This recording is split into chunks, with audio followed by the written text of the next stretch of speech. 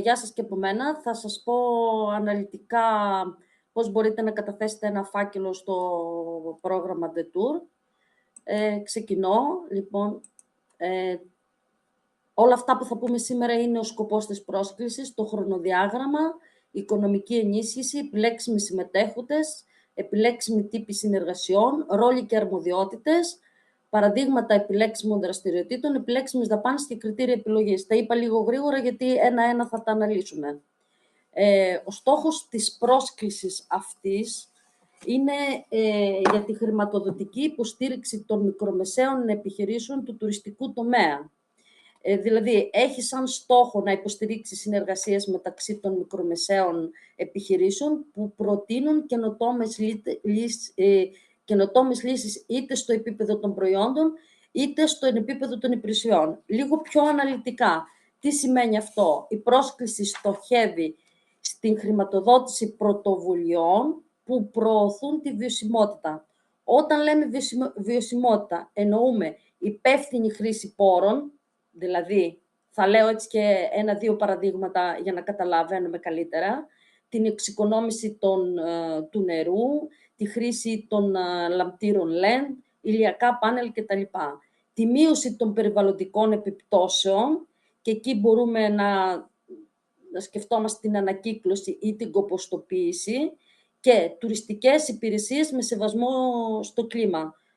Αυτό εδώ μπορούμε να πούμε την ευαισθητοποίηση για την υπεύθυνη συμπεριφορά των ανθρώπων μέσα στα καταλύματα. Ο δεύτερος στόχος είναι οι ψηφιακές ικανότητες.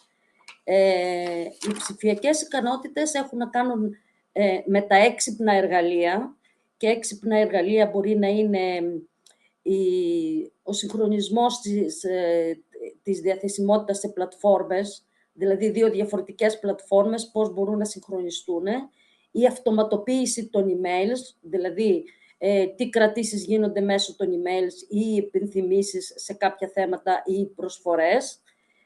Ένα άλλο θέμα που έχει να κάνει με την ψηφιακή ικανότητα είναι η διαδικτυακή προβολή. Πολλές λύσεις υπάρχουν σήμερα. Πολύ συχνά και πρέπει να χρησιμοποιούμε ιστοσελίδες που να είναι mobile friendly, να είμαστε ενεργοί στα social media. Μετά, κάτι άλλο με τις ψηφιακές ικανότητες έχει να κάνει με τα συστήματα κρατήσεων, πάρα πολύ σημαντικό σήμερα. Για τα μεγάλα ξενοδοχεία, για τα μεγάλα καταλύματα, συνήθως γίνεται. Τώρα για τα μικρότερα είναι ίσως ένα πράγμα που πρέπει να κάνουν. Και κάτι άλλο που αφορά τις ψηφιακές ικανότητες είναι η ψηφιακή αφήγηση. Αν θέλετε, στο τέλος μπορώ να σας πω μερικές κουβέντες για το τι είναι η ψηφιακή αφήγηση. Ο τρίτος στόχος της πρόσκλησης είναι η ενίσχυση της επιχειρηματικής ανθεκτικότητας. Ανθεκτικότητα, όταν λέμε, εννοούμε την ικανότητα ενός συστήματος να αντέχει και να προσαρμόζεται σε δυσκολίες και σε κρίσεις. Το πρόγραμμα εδώ έρχεται να χρηματοδοτήσει και να βοηθήσει τις μικρομεσαίες για να μπορέσουν να προσαρμοστούν στους κλιματικούς κινδύνους. Όταν λέμε κλιματικούς κινδύνους, τι εννοούμε? Τους καύσονες, τις πυρκαγιές, τις πλημμύρες.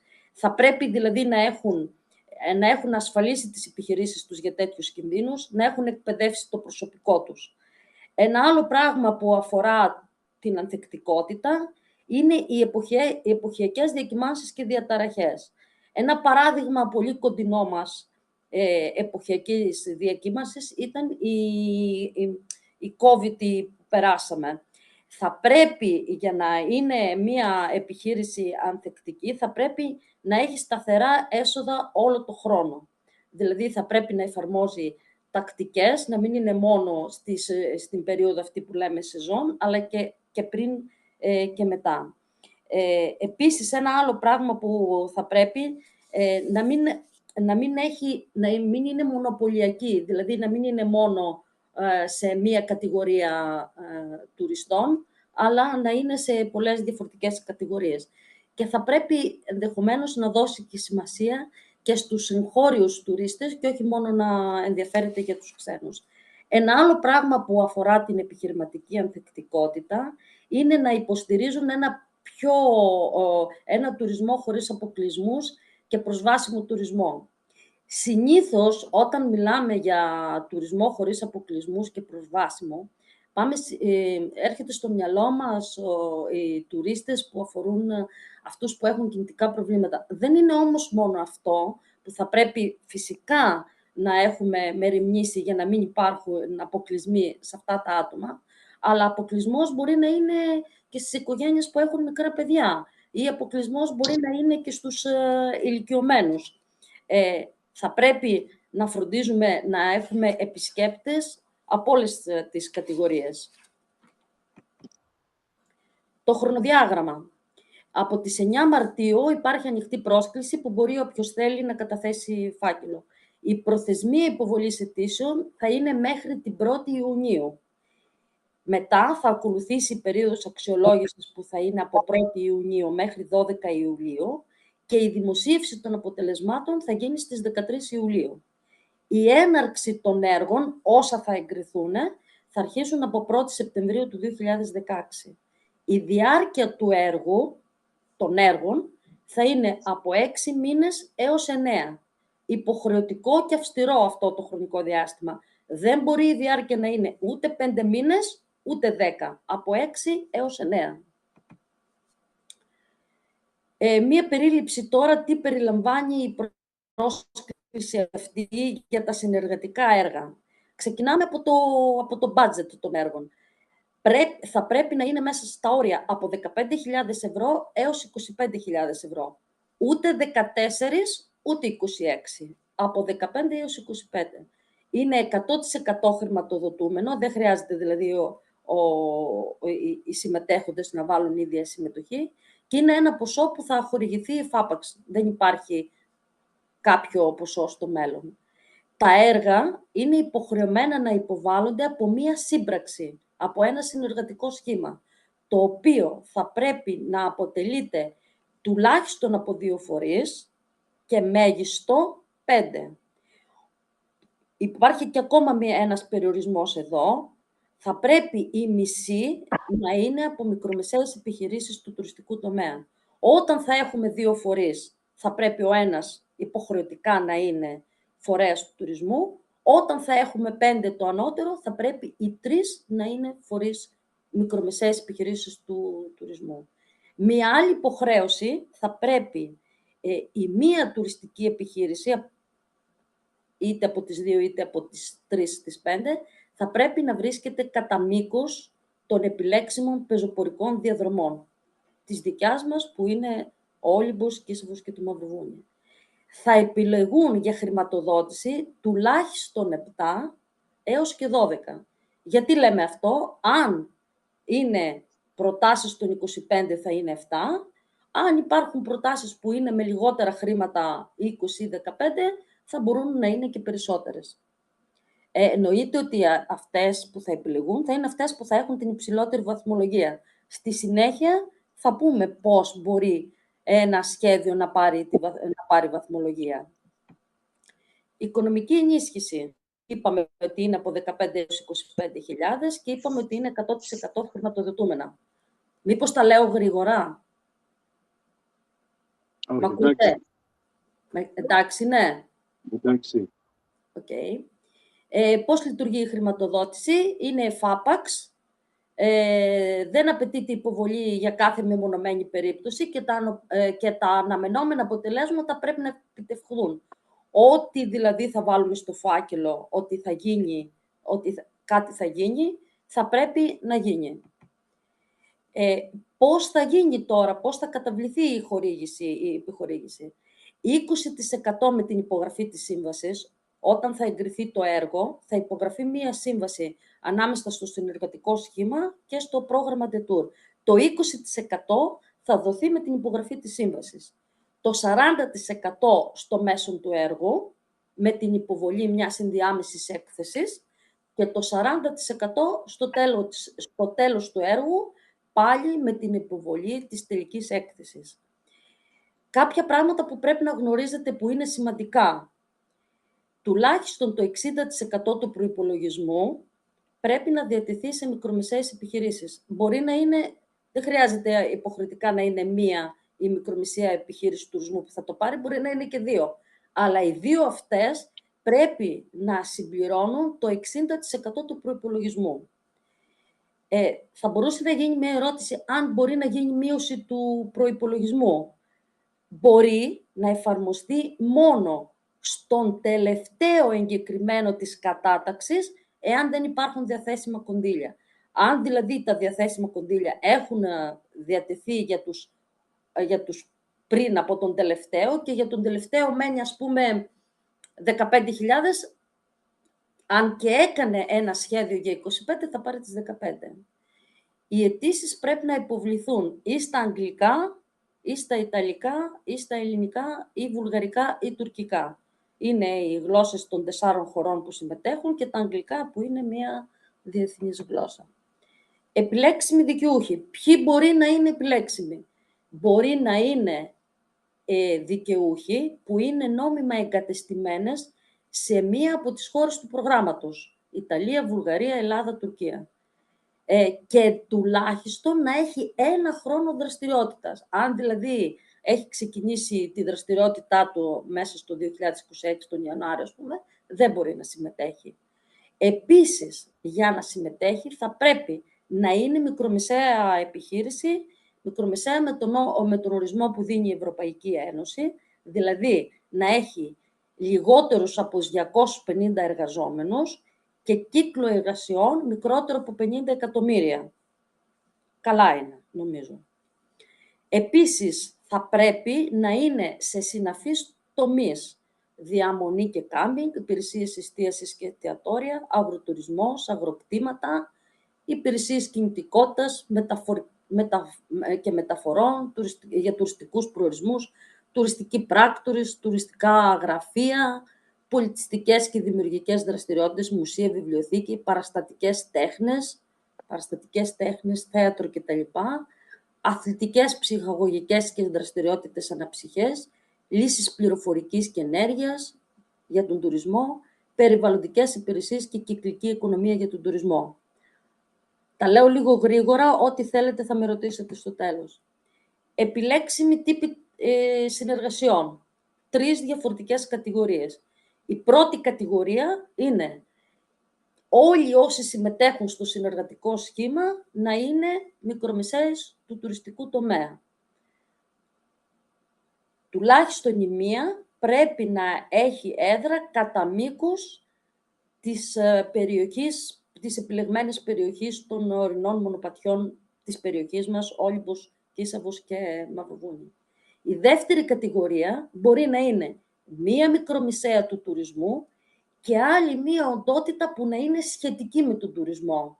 Δηλαδή να είναι ένας δήμος, μια περιφέρεια, ένας ελεύθερος επαγγελματίας, μια μεγάλη εταιρεία ή να είναι ένας φορέας διαχείρισης τουρισμού.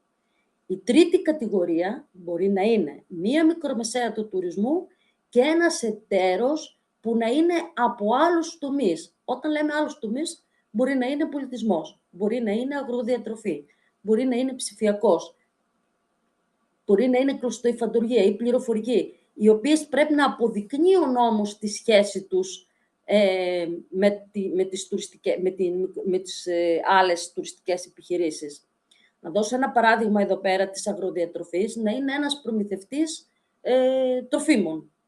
Αυτός βέβαια δεν είναι τουριστική επιχείρηση, αλλά είναι από τον άλλο τομέα. Και σε αυτή την περίπτωση το 50% πρέπει να είναι μικρομεσαίες επιχειρήσεις του τουρισμού και τουλάχιστον μία πρέπει να βρίσκεται κατά μήκος ή εντός της περιοχής των επιλεγμένων τμήματων της κατά μήκος των ορεινών μονοπατιών Ολύμπου, Κισάβου και Μαυροβουνίου. Επιλέξιμοι συμμετέχοντες. Θα πρέπει να είναι νομικά συστημένος οργανισμός, με έδρα μία από τις προαναφερθήσεις χώρες, να ανήκει σε μία από τις ακόλουθες κατηγορίες, δηλαδή να είναι μικρομεσαία επιχείρηση του τουριστικού τομέα, να είναι ατομική επιχείρηση και να είναι ένας εμπειρογνώμονας. Να είναι ανεξάρτητη από τους άλλους εταίρους της κοινοπραξίας, δηλαδή να μην θεωρείται συνδεδεμένη, μέσα δηλαδή στο συνεργατικό σχήμα, δεν πρέπει να είναι δύο εταιρείες που να είναι συνδεδεμένες, δηλαδή η μία να κάνει τουρισμό και άλλη να είναι προμηθευτής τροφίμων. Οι διατομιακοί εταίροι πρέπει να αποδείξουν την άμεση σύνδεση με τον τουριστικό τομέα. Το είπα και πριν, δηλαδή τι κάνει αυτός ο διατομιακός εταίρος. Αυτό, ναι. Ρόλοι και αρμοδιότητες. Οι μικρομεσαίες επιχειρήσεις πρέπει να δηλώσουν τον αριθμό μητρώου. Όλοι έχουν ένα αριθμό μητρώου. Να υπογράψουν μία υπεύθυνη δήλωση σχετικά με την οικονομική τους ικανότητα. Νομίζω και όταν κάνατε το αίτημά σας για να συμπεριληφθείτε σε στην εκπαιδευτική διαδικασία, και εκεί σας είχαν ζητήσει κάτι σχετικό με την οικονομική σας ικανότητα. Αυτό εξακολουθεί να υπάρχει και τώρα. Και να υποβάλουν οικονομικές καταστάσεις, φορολογικές δηλώσεις, αυτό αν ζητηθεί. Όλα αυτά θα πρέπει να υπογραφεί μία γραπτή συμφωνία μεταξύ των εταίρων. Δηλαδή, οι 5, οι 3, οι 2, πόσοι θα είναι που θα συμμετέχουν στο συνεργατικό σχήμα, θα πρέπει να υπογραφεί μία γραπτή συμφωνία, το οποίο θα σας κοινοποιηθεί κάποια στιγμή, ένα πρότυπο για να το εφαρμόσετε. Τώρα, τα χρήματα που θα πάρετε θα μεταφερθούν σε κάθε συνεργατικό σχήμα θα υπάρχει ένας επικεφαλής εταίρος. Αυτός θα παίρνει τα χρήματα και αυτός θα είναι υποχρεωμένος να τα διανύμει στους υπόλοιπους εταίρους. Παραδείγματα επιλέξιμων δραστηριοτήτων. Τι μπορείτε να κάνετε από αυτά τα χρήματα που θα πάρετε? Μπορείτε να κάνετε νέα τουριστικά προϊόντα. Μπορείτε να εντάξετε ψηφιακά εργαλεία, συστήματα κρατήσεων, πλατφόρμες χαρτογράφησης κτλ. Άδειες χρήσης λογισμικού, λύσεις βιώσιμης κινητικότητας, πράσινες τεχνολογίες και περιβαλλοντικές πιστοποιήσεις, μελέτες αγοράς, εκπαίδευση και αναβάθμιση δεξιοτήτων του προσωπικού, σεμινάρια ή και οτιδήποτε άλλο, δραστηριότητες επικοινωνίας και εκστρατείες marketing και σχεδιασμός και διαχείριση κινδύνων. Εδώ υπάρχει μια σημείωση, αλλά αφορά την επόμενη διαφάνεια, ότι τα έξοδα του εξοπλισμού μπορούν να είναι έως 30% του συνολικού προϋπολογισμού. Οι επιλέξιμες δαπάνες τώρα. Εδώ πρέπει να πω κάτι το οποίο την προηγούμενη φορά που κάναμε την ίδια συζήτηση, είχαμε πει ότι είναι υποχρεωτικό από το προηγούμενο που σας είπα, από τις επιλέξιμες δραστηριότητες, πρέπει να επιλέξετε τις 3. Τώρα διορθώθηκε, δεν το βάζει αυστηρά 3, όμως λέει ότι συνιστάται η χρηματοδότηση να μην είναι μόνο μιας δαπάνης. Δηλαδή, να μην βάλετε μόνο ψηφιοποίηση ή μόνο πιστοποίηση ποιότητας ή μόνο εξοπλισμό. Πρέπει να υπάρχει ένα συνδυασμός διαφορετικών δραστηριοτήτων. Και εδώ αναφέρουμε ένα παράδειγμα που λέει ψηφιακές δραστηριότητες, κατάρτιση, marketing, για να έχει δηλαδή ο προϋπολογισμός μία ισορροπία. Τώρα, τα παραδείγματα επιλέξιμων δαπανών είναι υπηρεσίες παροχής συμβουλών, δηλαδή θα μπορείτε να πάρετε έναν σύμβουλο για να σας κάνει το φάκελο, που σας λέω το πιο απλό, έτσι. Μελέτες αγοράς, ανάπτυξης και ανάλυση επιχειρηματικών σχεδίων. Μπορείτε να κάνετε μία μελέτη σκοπιμότητας, να αναπτύξετε ένα επιχειρηματικό σχέδιο. Το τρίτο είναι εκπαίδευση και ανάπτυξη ικανοτήτων. Εδώ είναι τα σεμινάρια, είναι τα εκπαιδευτικά προγράμματα, είναι τα workshops. Το 4 είναι η πιστοποίηση. Η πιστοποίηση εδώ, πρέπει λίγο να το διευκρινίσουμε, δεν μπορεί να είναι πιστοποίηση οτιδήποτε. Η πιστοποίηση πρέπει να είναι στις θεματικές ενότητες που έχουμε πει, δηλαδή στην ψηφιοποίηση, στην μετάβαση σε ψηφιακά θέματα, σε ποιοτικά, πρότυπα βιωσιμότητας κτλ. Εδώ είναι τα ISO. Απλώς υπάρχουν πολλά διαφορετικά ISO. Είναι άλλο ISO για το περιβάλλον, άλλο ISO για την ανθεκτικότητα, άλλο ISO για την ψηφιοποίηση, αλλά περίπου τα ISO είναι αυτά που λέμε εδώ πέρα. Το 5 είναι εξοπλισμός. Αν δηλαδή θέλετε να πάρετε κάποιο εξοπλισμό για να κάνετε κάποια πράγματα ή να νοικιάσετε εξοπλισμό για να κάνετε κάποια πράγματα. Εδώ το μέγιστο του προϋπολογισμού πρέπει να είναι 30%. Δεν μπορεί να είναι περισσότερο. Το επόμενο είναι το κόστος προσωπικού. Δηλαδή, για να υλοποιηθεί αυτό το πρόγραμμα, θα πρέπει να υπάρχει κάποιος που να κρατάει κάποια πράγματα, κάποιες σημειώσεις, να γράφει τις εκθέσεις, να κάνει τις παραγγελίες, να δέχεται τα τιμολόγια. Για όλα αυτά έχει προβλεφθεί ένα κόστος προσωπικού. Και το τελευταίο είναι τα ταξίδια, διαμονή και διατροφή. Εγκρίνονται ταξίδια που έχουν σχέση με αυτό που συζητάμε. Είναι επιλέξιμες όλες οι δαπάνες, αεροπορικά, εισιτήρια, διαμονή, διατροφή, αλλά να έχουν σχέση με όλα αυτά, με το έργο, με το συνεργατικό έργο που θα καταθέσετε, να έχουν σχέση, να μην είναι άσχετα δηλαδή. Δεν θέλω δηλαδή εγώ να πάω, ας πούμε, ένα ταξίδι στο Παρίσι για να δω τον πύργο του Άιφελ, που θέλω δηλαδή, αλλά τέλος πάντων. Και εδώ ερχόμαστε τώρα στα κριτήρια επιλογής. Εδώ σας παρακαλώ να δώσετε λίγο σημασία.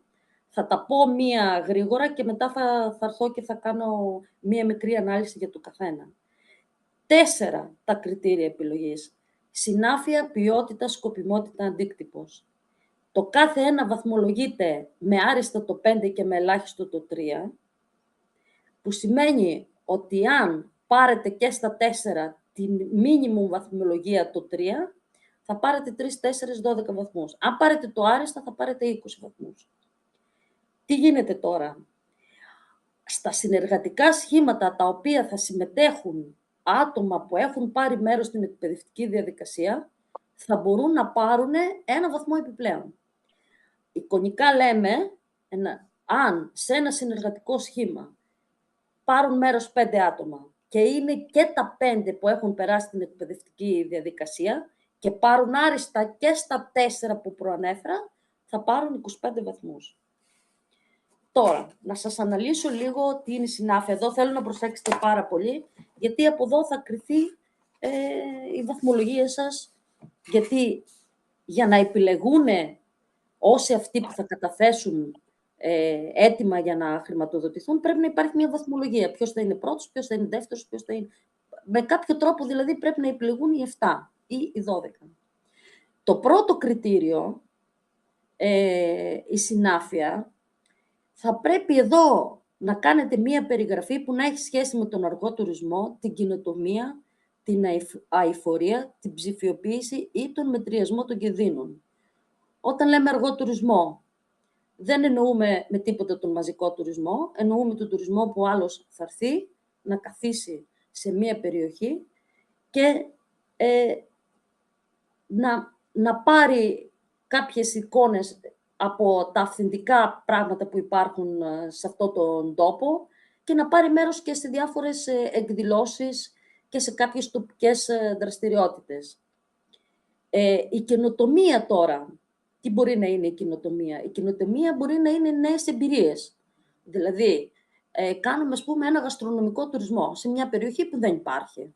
Αυτό είναι καινοτομία, εφόσον δεν υπάρχει. Έτσι. Η καινοτομία όμως μπορεί να είναι και αυτό το συνεργατικό σχήμα που θα κάνουμε, είναι και αυτό μια καινοτομία. Δηλαδή, 5 εταιρείες, διαφορετικές, συνεργάζονται για να παράξουν ένα αποτέλεσμα. Η αειφορία. Όλα αυτά πρέπει να περιγραφούν μέσα στη συνάφεια, έτσι. Η αειφορία είναι η μείωση του περιβαλλοντικού αποτυπώματος. Είναι η χρήση τοπικών πόρων. Είναι η στήριξη της τοπικής οικονομίας. Πάρα πολύ σημαντικό. Δηλαδή πρέπει να προμηθευόμαστε κάποια πράγματα από τους τοπικούς προμηθευτές. Η προστασία του φυσικού και του πολιτιστικού κεφαλαίου. Η ψηφιοποίηση. Να μπαίνουμε σε κάποιες πλατφόρμες, να χρησιμοποιούμε τα κινητά για τους τουρίστες, τις διευκολύνσεις τους δηλαδή, και να χρησιμοποιούμε και χρήση δεδομένων.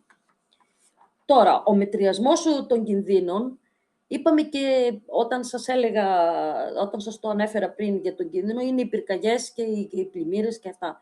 Πρέπει δηλαδή να παίρνουμε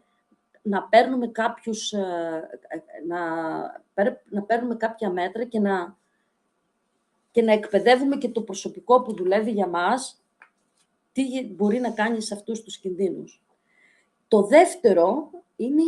δεύτερο κριτήριο επιλογής είναι η ποιότητα. Και εδώ μας μιλάει για την καινοτομία, στην ποιότητα. Εδώ θα πρέπει να πούμε τι καινούριο φέρνουμε. Θα ξανααναφέρω πάλι το παράδειγμα της γαστρονομίας. Αν δηλαδή σε μια περιοχή δεν υπάρχει ο γαστρονομικός τουρισμός και εμείς θέλουμε μέσα από το πρόγραμμα αυτό να κάνουμε κάτι τέτοιο, αυτό είναι καινοτόμο. Και θα πρέπει κάπου εκεί να πούμε και τι είναι αυτό το καινούριο που θα φέρει το συνεργατικό σχήμα σε σχέση με άλλα συνεργατικά σχήματα που μπορεί να υπάρχουν στην περιοχή. Πρέπει λίγο να πούμε πιο πολύ συγκεκριμένα τι ακριβώς θα κάνουμε. Όχι γενικά, συγκεκριμένα. Δηλαδή, ας πούμε, θα αυξηθεί η επισκεψιμότητα με αυτό το συνεργατικό σχήμα. Θα μετρήσει αυτό το πράγμα. Θα κάνουμε μια καινούργια διαδρομή. Όλα αυτά, τον αριθμό των επισκεπτών, δηλαδή να βάλουμε και κάποια σημεία μέσα και κάποια αριθμητικά στοιχεία για να το τεκμηριώσουμε καλύτερα. Το τρίτο κριτήριο επιλογής είναι η σκοπιμότητα. Εδώ θα πρέπει, επειδή μας βάζουν το χρονοδιάγραμμα το ανώτερο 9 μήνες, θα πρέπει να κάνουμε ένα συνεργατικό σχήμα, ένα project, το οποίο να μπορεί να υλοποιηθεί μέσα σε 9 μήνες. Μην τυχόν δηλαδή κάνουμε ένα έργο το οποίο να θέλει χρονοδιάγραμμα 1 έτους ή 2 ετών. Αυτό θα πρέπει να το αποδείξουμε, να βάλουμε τις φάσεις, να πούμε ότι στην πρώτη φάση θα γίνει αυτό, στη δεύτερη φάση θα γίνει αυτό. Εντάξει, όπως επίσης το ίδιο πράγμα και με τους οικονομικούς πόρους. Αν δηλαδή προτείνουμε ένα έργο με 25.000, θα πρέπει αυτό το έργο να ολοκληρώνεται με τις 25.000 και όχι να βάλουμε ένα έργο το οποίο να απαιτεί 50.000 και εμείς να το βάλουμε 25. Είναι κριτήριο αυτό, θα βαθμολογηθείτε και αυτό το πράγμα. Το τελευταίο είναι ο αντίκτυπος. Ο αντίκτυπος, τι είναι ο αντίκτυπος? Βραχυπρόθεσμο και μακροπρόθεσμος. Έτσι. Ο αντίκτυπος είναι αν τα ωφέλη που θα προκύψουν από αυτό το συνεργατικό σχήμα και το έργο που θα καταθέσει, αν έχουν βραχυπρόθεσμα και μακροπρόθεσμα ωφέλη. Αν δηλαδή θα βοηθήσουν και άλλες επιχειρήσεις να ακολουθήσουν το παράδειγμά τους, αν θα δημιουργηθούν νέες θέσεις και αν θα έχει ανάπτυξη η κοινωνία. Αυτά. Τώρα, το χρονοδιάγραμμα των πληρωμών. Το έχουμε πει και το είπαμε ξανά, 20% με την υπογραφή της σύμβαση, 40% με την ενδιάμεση και 40% με το τέλος του έργου. Αυτά είχα να σας πω. Ευχαριστώ πάρα πολύ. Περιμένω τις ερωτήσεις σας. Ευχαριστούμε και εμείς, Αθηνά. Καλησπέρα σας. Να το κλείσω. Μπορείς να το αφήσεις. Οκ, εντάξει. Ωραία. Να ξεκινήσουμε λίγο από μία ερώτηση που είχαμε στο chat και να προχωρήσουμε μετά με τους υπόλοιπους που θέλουν να την κάνουν. Ναι. Από τον Κώστα είναι η ερώτηση, δεν μας έχει γράψει επίθετο. Ρωτάει άμα ο επικεφαλής εταίρος, λέει επικεφαλής εταίρος, και με τη φορολογία τι γίνεται. Φαντάζομαι εννοεί πώς θα φορολογηθεί αφού εισπράξει το ποσό της επιδότησης, το συνολικό, ας πούμε, 25.000 ευρώ. Τι θα γίνει μετά με την φορολογική του δήλωση, αν το καταλαβαίνω. Να απαντήσω. Να απαντήσω. Εννοείται. Πρώτα απ' όλα, το 25.000 θα είναι στο συνεργατικό σχήμα, δεν θα είναι στην κάθε μία επιχείρηση. Δεν ξέρουμε πόσο θα μπει κάθε μία επιχείρηση, πρώτον. Και δεύτερον, οι επιδοτήσεις δεν φορολογούνται. Μπαίνουν σε ειδικό κουτάκι. Δεν φορολογούνται. Αλλήμωνο αν κάποιος που έπαιρνε 300.000, φορολογούνταν για τις 300.000. Που βλέπουμε πώς θα φεύγουν τα διοικητές μόνο. Ορίστε. Ό,τι είναι θα του πληρώσει, Αθανασία. Δες το λίγο, πού είναι. Ναι, θα το δούμε μετά. Πώς το βλέπεις τώρα, ρε χαρά.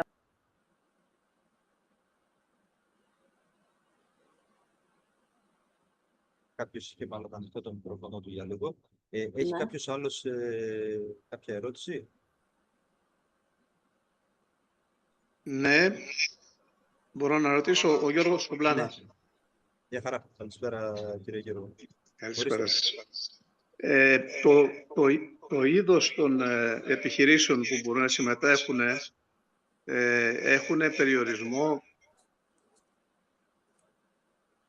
Τι εννοείς, Γιώργο? Δηλαδή, μια ανώνυμη εταιρεία μπορεί να συμμετέχει.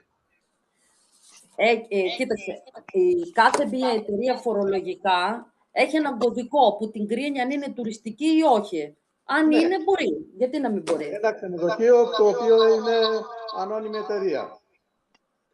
Ναι, εκεί που λέει κάθε μία εταιρεία, ξαναλέω, έχει έναν κωδικό που λέει σε ποια κατηγορία είναι. Τους ΚΑΔ. Τους ΚΑΔ. Αν έχει ΚΑΔ του τουρισμού, βεβαίως μπορεί. Αν είναι ξενοδοχείο, κάθε τουρισμό έχει. Προφανώς δεν είναι. Εντάξει, δεν... Δεν είναι υποχρεωτικό να είναι ατομική εταιρεία. Όχι, όχι. Βάλαμε τα κριτήρια. Πρέπει να είναι μικρομεσαία, δηλαδή να έχει λιγότερους από 250 εργαζόμενους και κύκλο εργασιών λιγότερο από 50 εκατομμύρια. Είναι μεγάλες αυτές. Είναι μεγάλες αυτές, δεν είναι. Κάνει αντίχηση. Η άλλη ερώτηση, Αθηνά. Ναι. Επειδή το πρόγραμμα αυτό είναι εστιασμένο στα μονοπάτια κυρίως, θα υπάρχουν αυξημένες δυνατότητες και απαιτήσεις για την εξέλιξη της χρήσης αυτών των μονοπατιών και των δικτύων των μονοπατιών. Υποχρεώσεις. Δυνατότητες για να βαθμολογηθούν καλύτερα και υποχρεώσεις στο σχήμα να τα συμπεριλάβει. Κοίταξε να δεις. Η επιλογή και η βαθμολογία είναι αυτή που σας είπα. Η συνάφεια, η ποιότητα, η σκοπιμότητα και ο αντίκτυπος. Αν εκεί πέρα μέσα μπορέσει και περιγράψει αυτό που λες, Ναι. οι αξιολογητές θεωρώ ότι θα το προσμετρήσουν αυτό. Δηλαδή, αν βάζεις μέσα και αξιοποίηση μονοπατιού, μόνο που πρέπει να αποδείξεις πώς θα την κάνεις την αξιοποίηση του μονοπατιού. Με τι χρήματα δηλαδή, πώς θα το αξιοποιήσεις.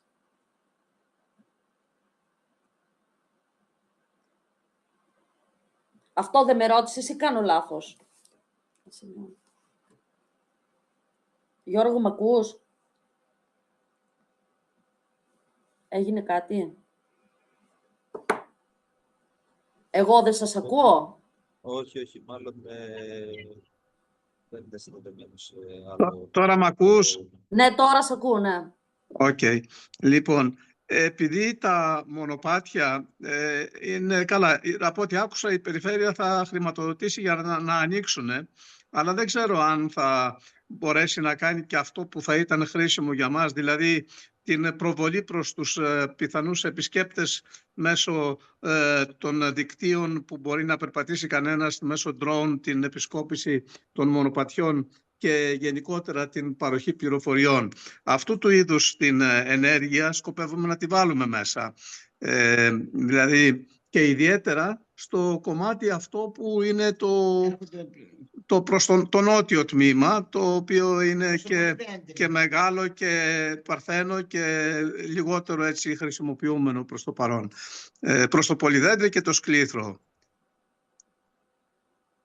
Ναι, τώρα εγώ δεν με μπέρδεψες, τώρα χειρότερα.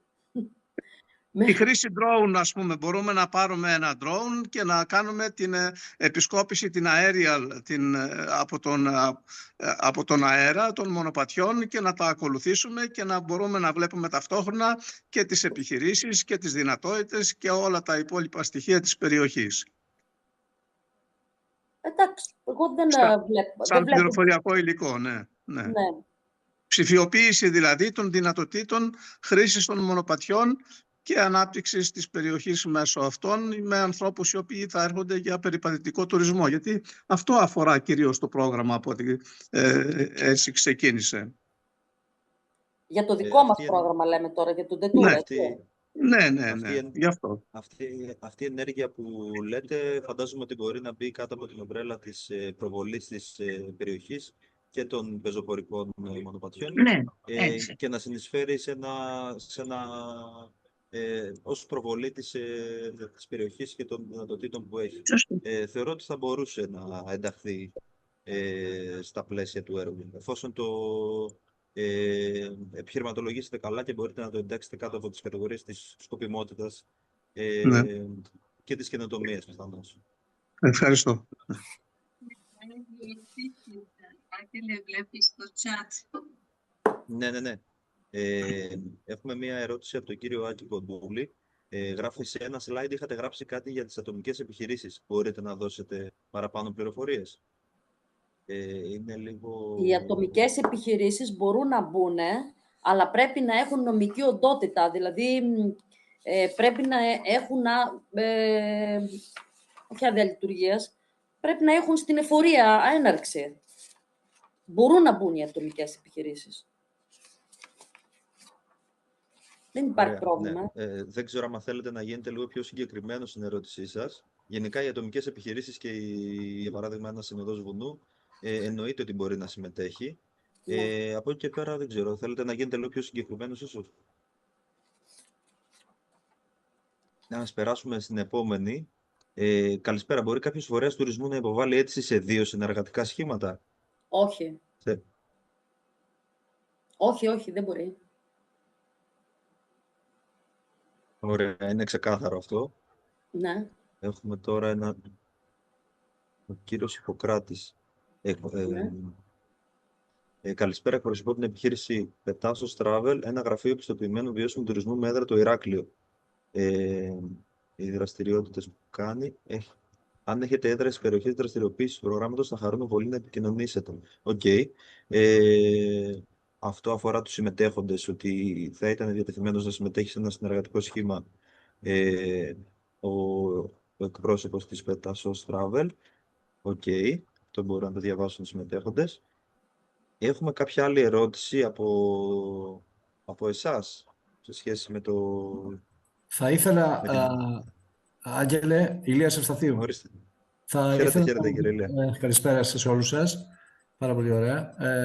Αυτό που θα ήθελα να μου πείτε, εάν στις επιχειρήσεις που πρέπει στους συμμετέχοντες πρέπει να είναι οι 2 και οι 3 μέλη του προγράμματος ή εξωτερικοί συνεργάτες, και εάν είναι 2 μέλη του προγράμματος ή 3 μέλη του προγράμματος στις συνεργαζόμενες εταιρείες, στις συνεργαζόμενες επιχειρήσεις, το ποσό που θα μοιραστούν είναι το ανώτερο των 20.000, είναι για την κάθε μία επιχείρηση το ανώτερο, λαμβάνουμε ως ανώτερο για να έχουμε κουβέντα, ή 20.000.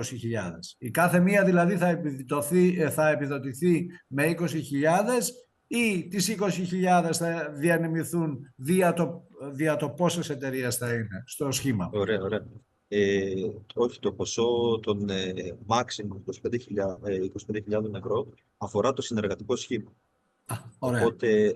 Οπότε άμα ετηθείτε για παράδειγμα 25.000 ευρώ, θα μοιραστούν τα ποσά ανάλογα με τη δράση, πώς έχετε χωρίσει τις δράσεις μέσα στην.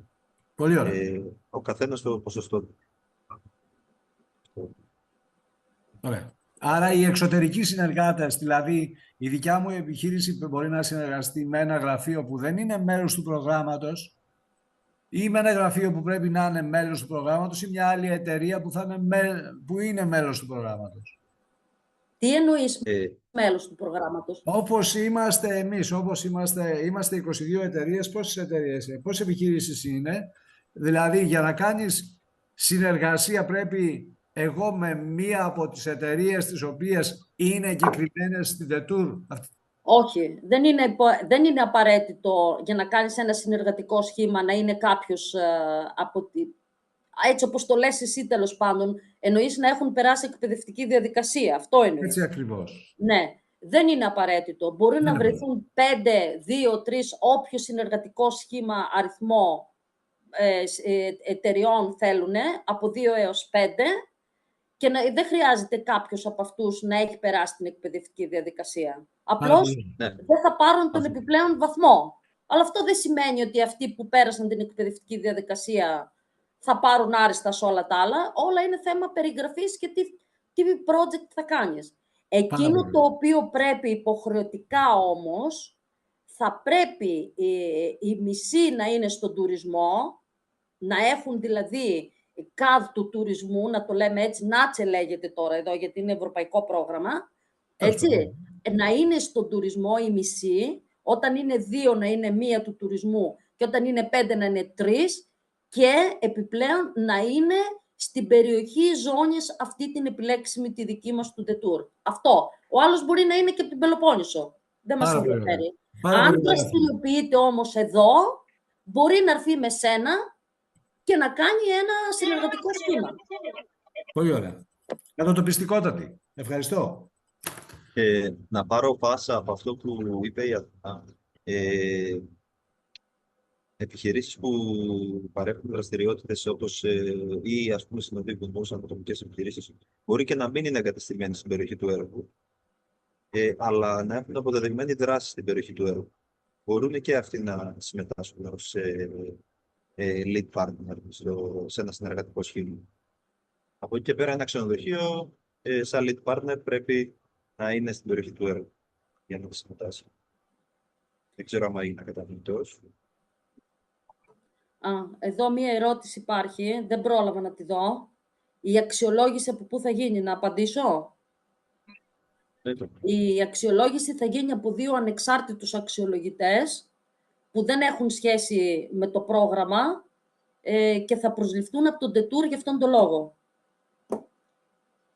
Και κάτι άλλο θέλω να πω που δεν το είπα, ότι όσοι θέλετε να μπείτε μέσα στην πλατφόρμα του Detour και εκεί υπάρχουν ένα κομμάτι, αν κατέβετε κάτω, ένα κομμάτι που λέει συχνές ερωτήσεις. Εκεί μπορεί να βρείτε και κάποιες ερωτήσεις που μπορεί να είναι και δικές σας ερωτήσεις. Έξω από αυτό, μπορείτε να πάρετε το email μου, να το δώσουμε, Άγγελε, το email μου. Και ορίστε, πες, Ελιζαμπέλ. Όχι στην πλατφόρμα του Detour, στη δικιά μας ιστοσελίδα. Συγγνώμη, ναι. Στην ιστοσελίδα του Μεσογειακού Κέντρου Περιβάλλοντος. Εγώ νομίζω ότι αν θέλουμε μπορούμε να δώσουμε το email μου και αν κάποιοι από τις εταιρείες, τις μικρομεσαίες, θέλουν να επικοινωνήσουν μαζί μου μέσω email, να μου κάνουν μια ερώτηση ή οτιδήποτε, και να μπορώ κι εγώ να τους απαντάω. Γιατί μπορεί κάποια ερώτηση να μην τους έχει... να μην υπάρχει τώρα αυτή η ερώτηση και να δημιουργηθεί η ερώτηση αυτή κλείνοντας αυτή η συνάντηση. Μπορώ να κάνω αυτό. Να δώσουμε το email μου ή μέσω από το Μεσογειακό Κέντρο Περιβάλλοντος, όπως θέλετε.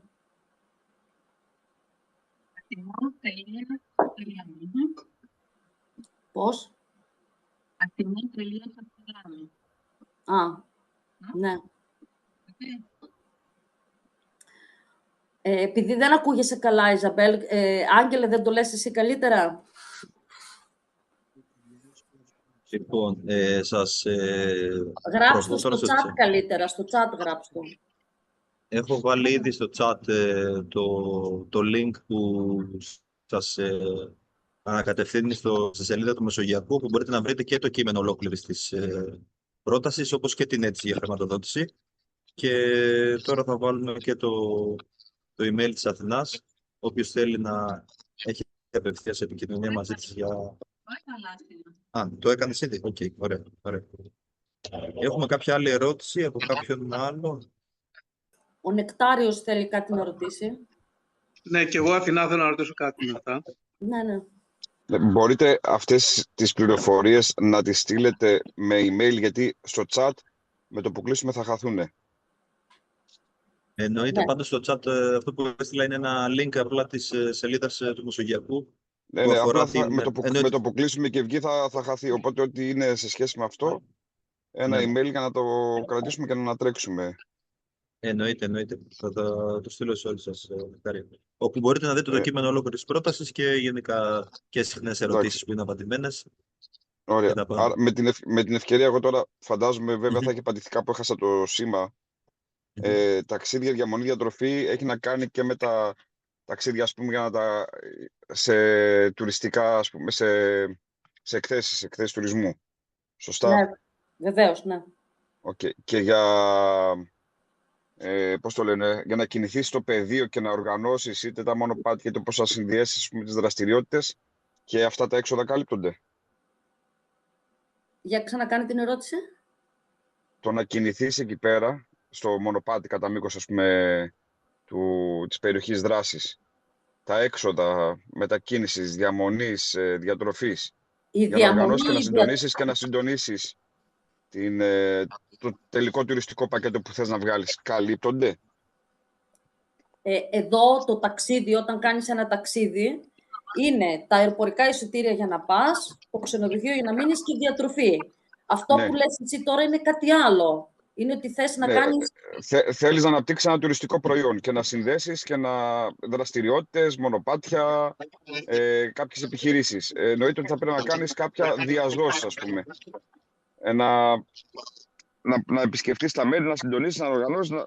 Είπε κάποιος κύριος προηγουμένως, να πάει να πάρει πλάνα με τον drone. Όλο αυτό απαιτεί κάποια μετακίνηση. Αυτά τα έξοδα καλύπτονται, συμπεριλαμβάνονται εδώ πέρα, πού συμπεριλαμβάνονται. Ναι, Νεκτάρια, και εγώ κατάλαβα τι λες. Εννοείται ότι συμπεριλαμβάνονται στο κομμάτι της σκοπιμότητας, φαντάζομαι. Δηλαδή, εφόσον μπορείς να το εντάξεις ότι χαρτογραφώ την περιοχή, πρέπει να μείνω στην περιοχή, πρέπει να την περπατήσω, πρέπει να πάρω κάποια στίγματα GPS. Θέλω να δημιουργήσω ένα καινούργιο τουριστικό προϊόν που απευθύνεται σε αυτό το κοινό. Εφόσον μπορείς να το ντύσεις εισαγωγικά στα πλαίσια του έργου, εννοείται ότι μπορεί να ενταχθεί. Το καταλαβαίνω. Το ίδιο είναι και ό,τι πλάνα έχεις πάρει να κάνεις editing. Γιατί σε παλιότερο πρόγραμμα χρειάστηκε και πήραμε κάποια εταιρεία η οποία έκανε λήψη πλάνων και έκανε και το editing. Έβγαλε κάποια βίντεο και αυτό συμπεριλαμβάνεται, φαντάζομαι, σε αυτό το πέρα το κομμάτι. Ναι, αρκεί να υπάρχει αιτιολόγηση για όλα αυτά που κάνεις. Αυτό γενικά δεν έχουμε απάντηση σε όλες αυτές τις ερωτήσεις. Εφόσον μπορείτε να το αιτιολογήσετε και να το εντάξετε κάτω από τους πυλώνες του έργου, μετά είναι θέμα των αξιολογητών. Δηλαδή, και εγώ τώρα που σου απάντησα με βάση την αντίληψή μου. Εφόσον μπορείς να το εντάξεις κάτω από τους στοχεύσεις του έργου, θεωρώ ότι είναι επιλέξιμο για πάντα. Με βάση και τις επιλέξιμες για πάντα. Ιζαμπέλ, δεν σε ακούμε, εσύ δεν ακούς. Αθηνά, να ρωτήσω κάτι άλλο. Ναι. Μισό λεπτό λίγο, Γιώργο. Ναι. Ο Ιπποκράτης έχει πολλή ώρα που έχει σηκώσει το χέρι του. Θέλει να μας πει τι θέλει, την ερωτήσει. Ναι. Καλησπέρα και ευχαριστώ για τον λόγο. Προηγουμένως ακούστηκε, αν και δεν το έπιασα καλά, η αλήθεια είναι ότι ο leading organization πρέπει να είναι από το χώρο του detour, ενώ από την περιφέρεια αυτή, ή αυτό είναι ανεξάρτητο? Ποιο πράγμα? Να απαντήσω λίγο σε αυτό, γιατί μάλλον έγινε μια παρεξήγηση. Κάποιες επιχειρήσεις απλά έχουν μετρηθεί και νωρίτερα συμμετέχουν στο πρόγραμμα εκπαίδευσης του detour. Αυτές οι επιχειρήσεις, εφόσον ολοκληρώσουν την εκπαιδευτική διαδικασία, θα λάβουν συν ένα πόντο κατά την αξιολόγηση. Δεν έχουμε κάποια παραπάνω. Ας πούμε. Δεν υπάρχει ένα δίκτυο σχηματισμένο ένας και οι υπόλοιποι, ας πούμε, είναι απ' έξω. Απλά δεν ρώτησε αυτό. Ρώτησε ο lead από πού μπορεί να είναι. Ο επικεφαλής ρώτησε αν πρέπει να είναι μέσα από τον detour. Όχι, δεν ανάγκη να έχει συμμετέχει. Δεν ανάγκη να έχει συμμετέχει στην εκπαιδευτική διαδικασία.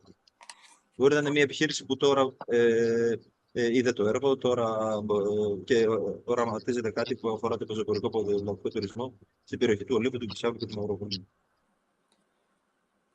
Γιώργο. Ναι, η χρηματοδότηση αυτή μπορεί να έχει κάποια επίδραση σε άλλες σε άλλες χρηματοδοτήσεις που μπορεί να συμμετέχει μια επιχείρηση, ΕΣΠΑ κτλ. Δεν καταλαβαίνω ακριβώς τι λες, αλλά θα σου πω τι λέει το Detour. Λέει ότι αυτό που θα χρηματοδοτηθεί από το Detour δεν πρέπει να χρηματοδοτηθεί από άλλο πρόγραμμα. Αυτό κατανοητό, ναι. Κατανοητό. Αλλά Εσύ τώρα προφανώς λες, αν μπαίνει στο de minimis, μάλλον αυτό ρωτάς. Το de minimis, κατανοητό ότι προφανώς θα μπαίνει ή όχι, δεν μπαίνει. Όχι. Δεν αναφέρει πουθενά το Detour ότι είναι de minimis. Τι είναι το de minimis τώρα, γιατί μπορεί να μας ακούν κάποιοι και να μην καταλαβαίνουν. Το de minimis είναι κάποια έργα τα οποία... Μπορώ να μιλήσω? Κάποιος έχει ανοιχτό μικρόφωνο και ακούγεται. Υπάρχουν κάποια έργα που συμμετέχουν, που αν τα πάρεις να τα υλοποιήσεις, σου λένε ότι μπορείς να φτάσεις επιδότηση μέχρι 300.000. Δεν μπορείς να το ξεπεράσεις αυτό. Εδώ το Detour δεν είναι σε αυτά τα έργα. Δεν συμμετέχει δηλαδή σε αυτά τα έργα. Δεν ξέρω αυτό ρώτησες, Γιώργο. Ναι, έγινε Αθηνά, ευχαριστώ.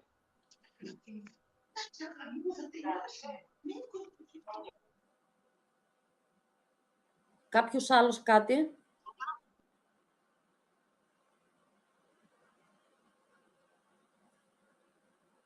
Στέφανος?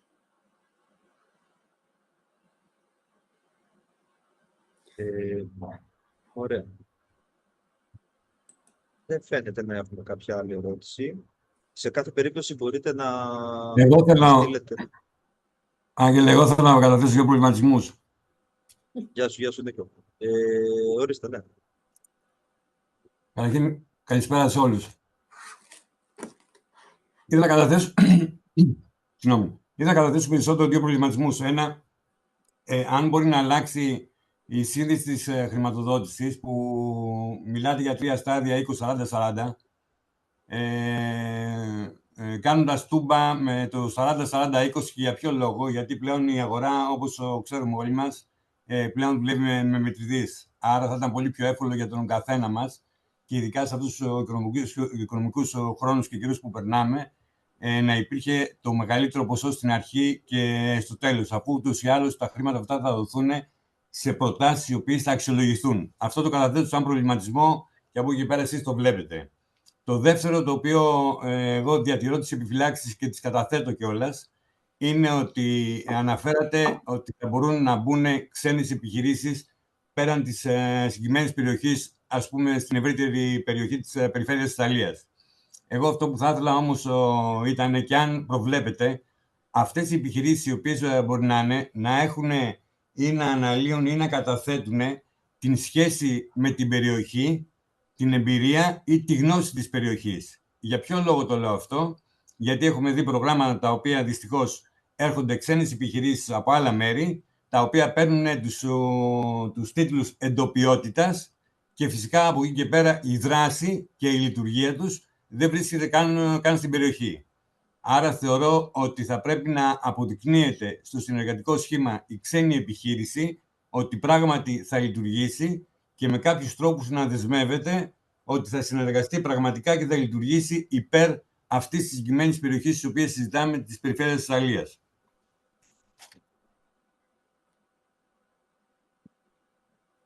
Νίκο, κατάλαβα τι λες. Και νομίζω προβλέπετε ότι πρέπει να είναι αποδεδειγμένη η δράση του εταίρου στην περιοχή, αν δεν έχει την έδρα του εδώ. Σε σχέση με το πρώτο που είπες, νομίζω ότι δεν μπορεί να αλλάξει. Η ποσόστοση είναι έτσι. Δηλαδή, όλοι οι συνεργάτες του έργου από τις 4 χώρες έχουν αποφασίσει να χρηματοδοτήσουν έτσι τις επιχειρήσεις που συμμετέχουν. Οπότε δεν νομίζω ότι ο προβληματισμός αυτός μπορεί να γίνει κάποια αλλαγή σε αυτό, τέλος πάντων.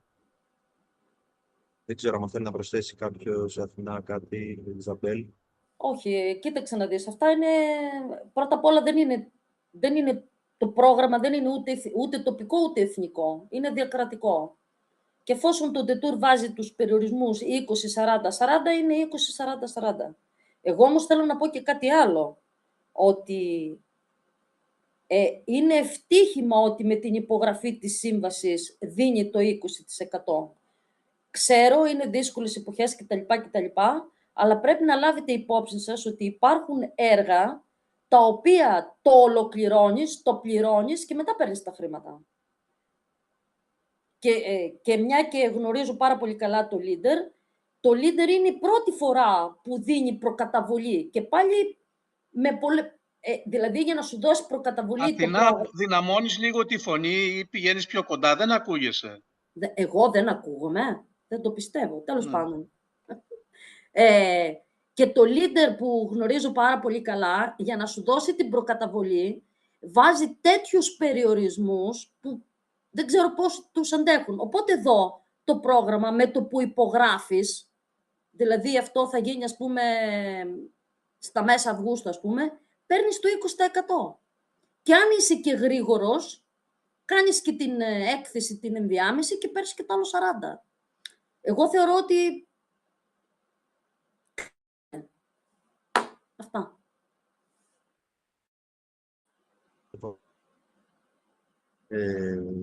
Και αν βοηθάει να απαντήσω και λίγο στο προηγούμενο ερώτημα το οποίο κατέγραψε κάποιος, δεν θυμάμαι αν ήταν ο Ιπποκράτης ή κάποιος άλλος, σε αυτό το οποίο είπε σε σχέση με τις μετακινήσεις και για το σχεδιασμό. Νομίζω ότι είναι ξεκάθαρο ότι αυτό το οποίο ανέφερε είναι επιλέξιμη δαπάνη, γιατί είναι η δημιουργία ενός προϊόντος. Άρα, μέσα στη δημιουργία ενός προϊόντος και στην ανάπτυξη του προϊόντος, εκεί μέσα συμπεριλαμβάνει ό,τι φαντάζει ή επιβάλλεται για να μπορέσει να δημιουργηθεί αυτό το προϊόν και να βοηθήσει σε όλο αυτό το εγχείρημα το οποίο συζητάμε. Έτσι ακριβώς, Νίκο, το έθεσες πολύ καλύτερα από μένα. Νομίζω εγώ θα πάρει το λόγο. Τότε το ερώτημα του Νεκτάριου πρέπει να ήταν αυτό. Όπως και του κυρίου Γιώργου που ρώτησε πριν κάτι. Μπορείτε να κάνετε λίγο μια σύμπτυξη, ας πούμε, γιατί κάπου χάθηκε το σήμα, ξαναβγήκα, αναπαντήθηκε. Μιχαήλ Άγγελ. Ναι, αυτό που θα αιτηθείτε για χρηματοδότηση εντάσσεται στη δημιουργία ενός τουριστικού προϊόντος, είναι επιλέξιμο να χρηματοδοτηθεί. Αυτό. Απλώς αυτό θέλει οργάνωση καλή. Γιατί μιλάμε για ένα project το οποίο θα το κάνει στο εξωτερικό, έτσι. Θέλει οργάνωση. 9 μήνες βάζει το πρόγραμμα την υλοποίηση. Και τα κόστη, έτσι. Γιατί είναι και αυτό ένα θέμα.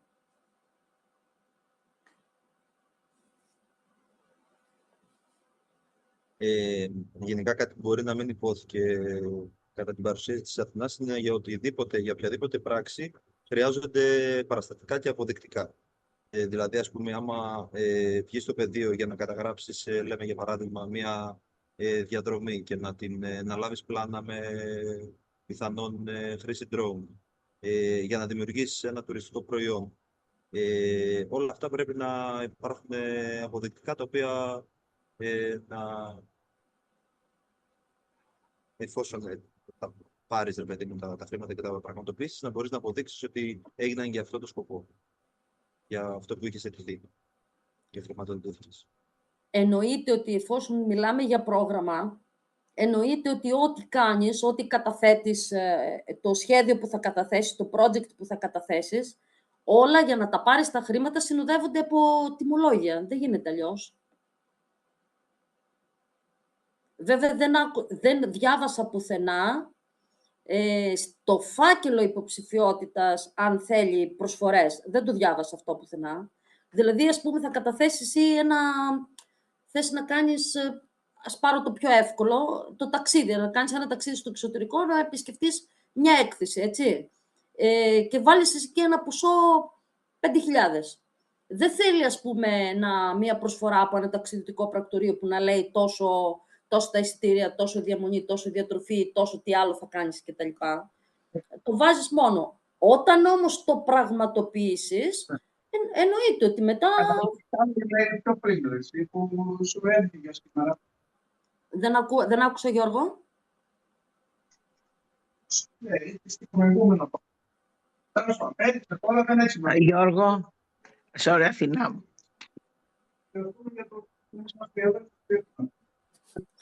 Εγώ δεν σας ακούω πάντως. Γιώργο, εδώ η Αθηνά θέλει να σου μιλήσει. Ναι. Άκουγε τη φωνή σου, μίλησέ της. Ναι, Αθηνά. Ναι, έλεγες κάτι, γιατί δεν σ' άκουσα. Όχι καλέ. Ακουγόμουν, μιλούσα στο τηλέφωνο, πήγα μακριά. Κλείσε το μικρόφωνο σου λίγο. Κλείσε το μικρόφωνο σου, σε παρακαλώ. Είναι το... Ωραία. Κάποια άλλη ερώτηση?